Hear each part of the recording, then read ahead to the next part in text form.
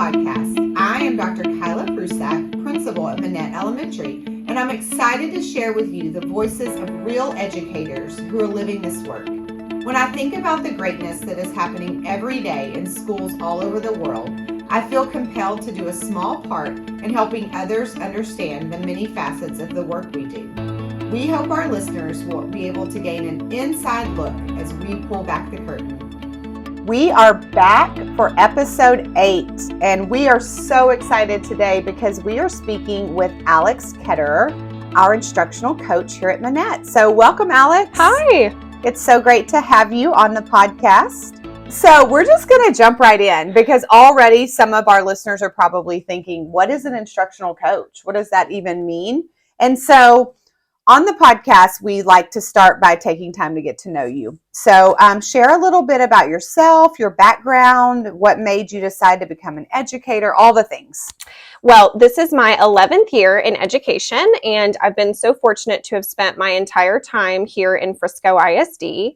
I was a second grade teacher and a third grade teacher, each for 3 years, and this is my 5th year serving as an instructional coach in Frisco. I've always loved kids and wanted to work with kids, and that's why I initially became a teacher. But I really do credit all of the incredible educators that I had worked with over the years as the first big reason that I wanted to even become an instructional coach. I was so fortunate to learn from so many phenomenal administrators and coaches on my whole teaching journey, and they were who really initially lit that fire in me in wanting to step into the role of a coach. So they just really poured into me as an educator and helping me refine my craft. And I think about, gosh, how incredible is that we work in a community and we get to be in Frisco ISD together where we build each other up, we grow each other, and we champion one another's work so that we can all reach our highest potentials as professionals. Yeah, it's a pretty great place to be. It is. Well, our listeners may not be familiar with the role of instructional coach. So can you tell us about what a day might look like for you? What are your responsibilities? Just take us through your day. Yeah, so the role of an instructional coach, I really think of it's both an art and a science, and there are so many different complex layers to it. I truly believe at the foundation of the role of an instructional coach, it's really not that different than a coach you would meet on a football field or a basketball court. It's really about having this coaching mindset about inspiring and empowering others. And so specifically with being an instructional coach and working with teachers, it's about teachers and fellow educators and not only challenging themselves to be their best for the students that we serve, but to also really hone in on the craft of teaching.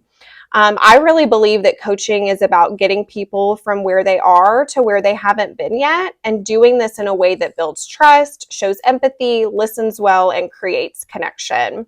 So that's kind of all the art to coaching, in my opinion. And when you think about the science of being an instructional coach, especially here in Frisco, no 2 days as an IC are alike. The bulk of this role is really spent supporting teachers to build the capacity of our professional learning community for the purpose of student achievement.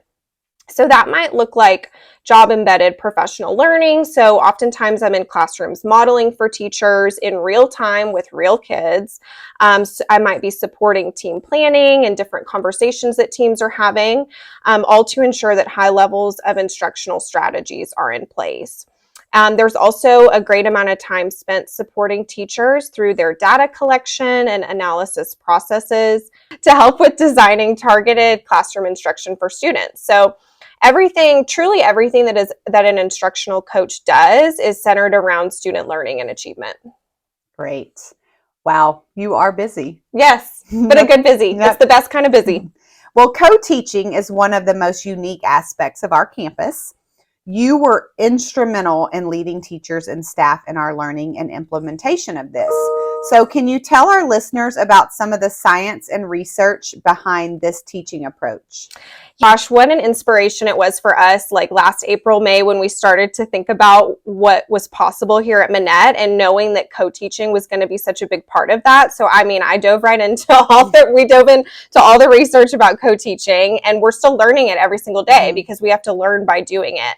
But what we have found through our research, there are several different experts in the field that we've leaned on. So the work of Carrie Chapman and Kate Hart-Hyatt, they tell us that co-teaching is a really effective, evidence-based instructional strategy where two or more educators share responsibility for their students.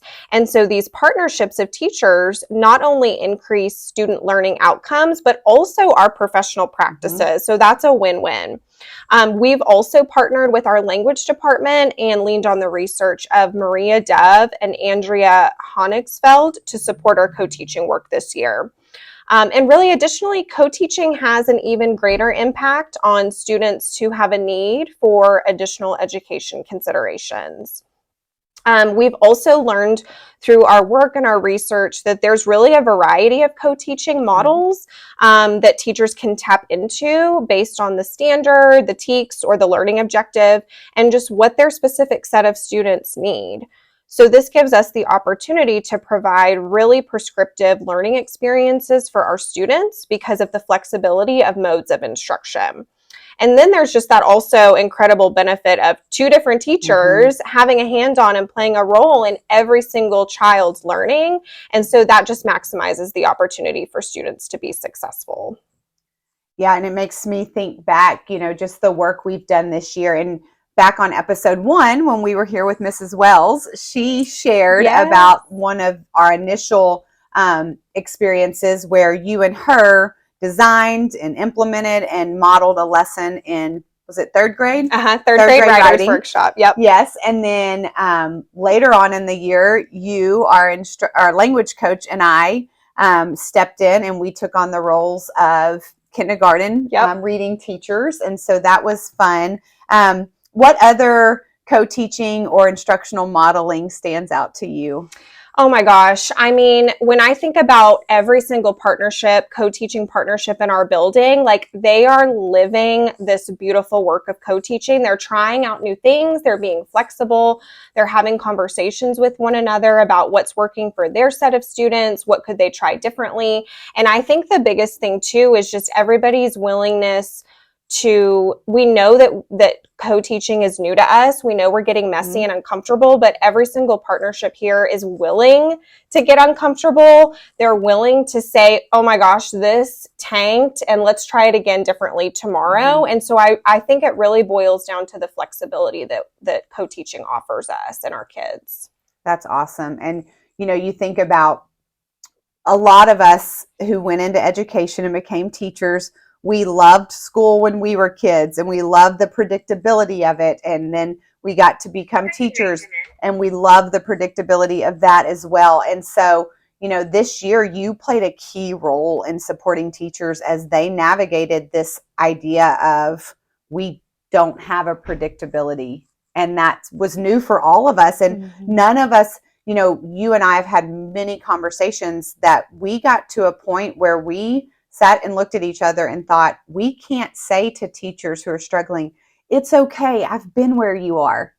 Because we've never been where they are. We have never taught in that. So I do think that part of our growth and our success this year has come from us getting in and doing the work and modeling and stepping in and being teachers and trying to figure it out alongside them. Absolutely. Yeah. That's awesome. And they have so much trust in you. You've already built such great relationships that they know they can come to you and our other two coaches and just try out things and talk through things. And it's really, really cool to watch from my lens. Well, thank you for that. And I would say, I think a really good pulse check on any kind of organization is if your people are willing to say, oh, we failed. Help us. Let's try this differently. Just being open and honest and having that vulnerability. So I think that is a kudos to all of our teachers here at Minett and the culture that we've built.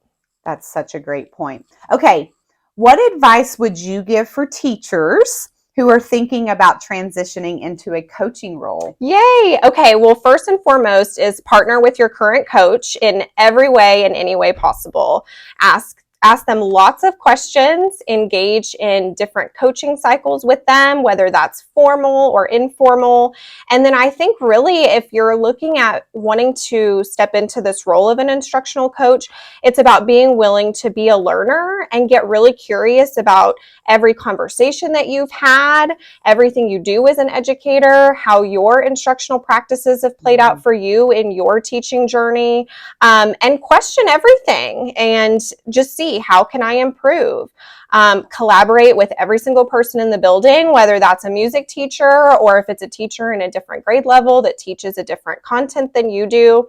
And also, I would encourage those teachers to take this thinking and this mindset of being a coach outside of the building, outside of your professional day.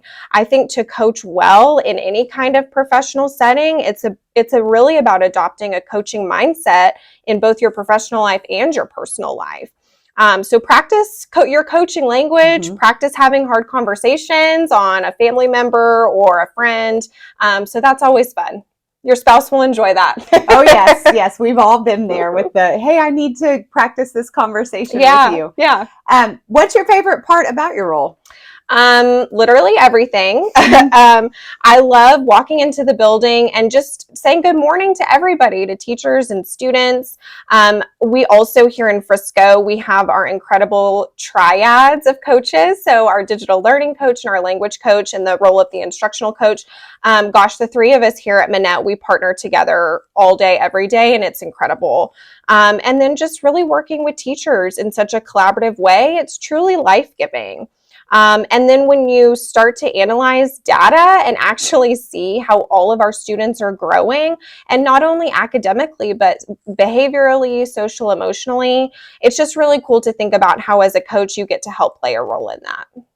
And to know that, sometimes I hear people say, oh, I want to think about being a coach, but I don't want to leave the classroom. I'm going to miss my kids. And, what I tell to those teachers is, that's on you. Like if you leave the classroom and leave the kids and miss the kids, that's 100% on you, because all three of our coaches here, every kid knows who you are. They may or may not know your role. I know when they see Mrs. Miskey, our digital learning coach, like she's the coding lady or she's the iPad girl, iPad teacher. So they may not know it by title, but they know that this is another adult in this building who's a teacher and who's here to support me, who's here to support my teacher. And so really, that's so important that's just a mindset. Yeah, it is. It is. So, okay. Give me a specific memory from coaching this year at Minett that stands out to you. Well, it's fun to hear you kind of just describe that experience about like leaving the classroom and like you can still choose to be a teacher in this role, because my favorite memories are when I am in classrooms. And so oftentimes that looks like I am in some sort of a coaching cycle with a teacher. And part of that work is going in and modeling. And so like a specific example is just a couple weeks ago, I was in a third grade literacy classroom and I got to model doing an interactive read aloud. And it was so much fun. I mean, read alouds are one of the best parts of your day as a teacher anyways. But just to know that like I got to come in and support the teachers. But really it was like, and I tell the kids this when I come into model, I'm like, I'm here selfishly because I miss being in the classroom. That's what I tell them. And so that's been one of my favorite memories this year. Love it.